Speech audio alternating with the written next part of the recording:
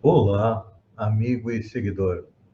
Seja bem-vindo à nossa live diária da Reflexão Matinal, onde eu convido você para irmos em direção ao nosso coração para lá, como jardineiros espirituais, elevar templos às nossas virtudes, fazendo-as crescer, florescer e frutificar, pois são elas que nos alimentam, que nos impulsionam nesta longa jornada em busca da felicidade. Jornada essa que não começou na atual encarnação, não. Já tivemos centenas, milhares de encarnações sobre o planeta, nos 5 continentes, em todas as raças. Já fomos brancos, negros, amarelos, peles vermelhas e também encarnamos como homem ou como mulher, dependendo da nossa necessidade encarnatória, segundo a doutrina espírita, que esclarece um pouco mais. A felicidade está a nosso alcance. Basta que arranquemos do nosso coração a erva daninha dos vícios e defeitos. Então, nesta segunda-feira, dia 6 de novembro, vamos arregaçar as mangas e trabalhar. E para nos auxiliar, nada melhor do que uma passagem evangélica da Epístola de Paulo aos Hebreus, onde o apóstolo diz o seguinte: tendo cuidado de que ninguém se prive da graça de Deus e de que nenhuma raiz de amargura brotando vos perturbe, e por ela muitos se contaminem. Olha só, interessante. Vou repetir. Tendo cuidado de que ninguém se prive da graça de Deus e de que nenhuma raiz de amargura brotando vos perturbe e por ela muitos se contaminem. O que significa isso? Significa que para servir ao Senhor, ou seja, executar o plano de Deus para o universo e também para nós, não é razoável marchemos ao longo do trabalho honroso à maneira de cooperadores lacrimosos e descontentes. A mágoa, muitas vezes, traduz desconfiança e deslealdade. O coração operoso e confiante nunca perde o otimismo, colocando-se, antes de tudo, à frente do infinito e da eternidade. A dificuldade e problema? Sim. Quem não tem? Todos nós temos, até porque essa é a condição atual da Terra. É um mundo de provas e expiação, onde todos nós estamos sendo provados diariamente e também estamos aí expiando nossos erros do passado. Basta a gente olhar para trás, olhar para a história do planeta. Eu sempre digo, quem andou junto com Júlio César, com Alexandre da Macedônia, com Napoleão Bonaparte, com todos os conquistadores que passaram pela história? A gente sempre vai dizer, foram os outros, não é? Não.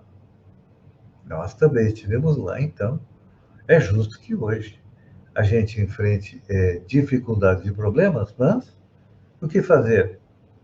Ficar sentado à beira do caminho, como diz aquela música do Erasmo Carlos? Não, né? Temos que prosseguir em serviço.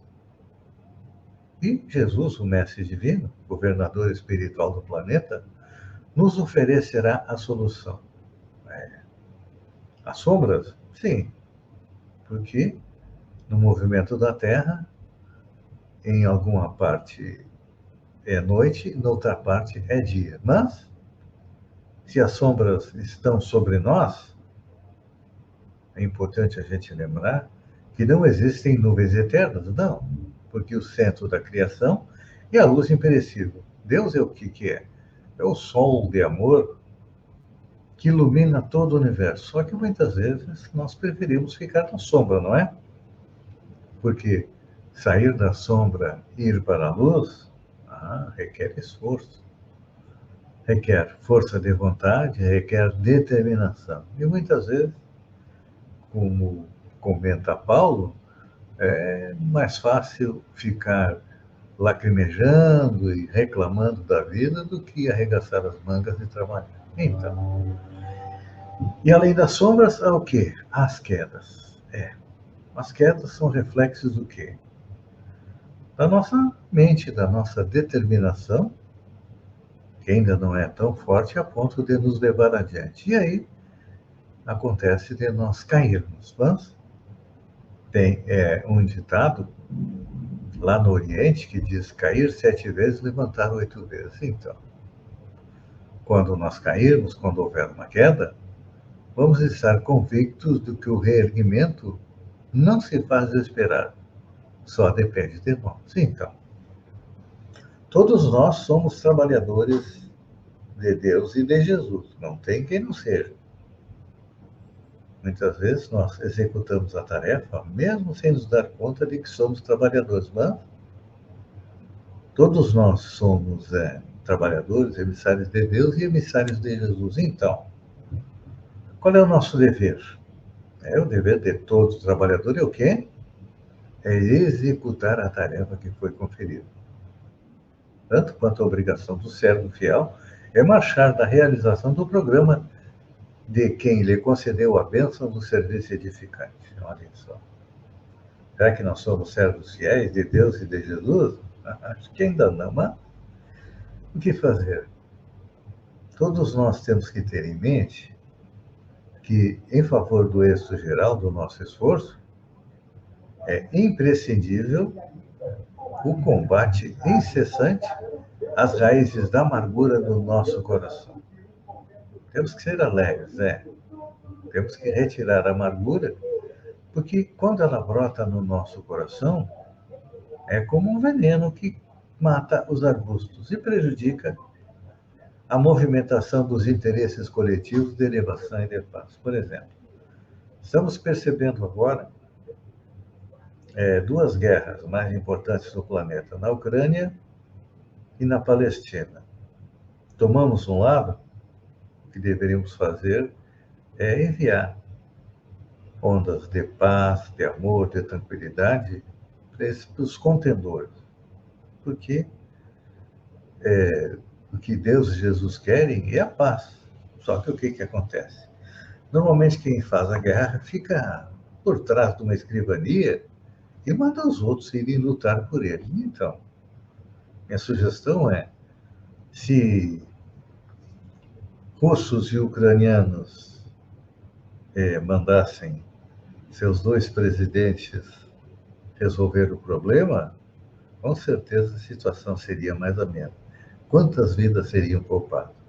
E quando nós analisamos também o conflito entre Israel e Hamas, e quem está sofrendo lá é o povo palestino.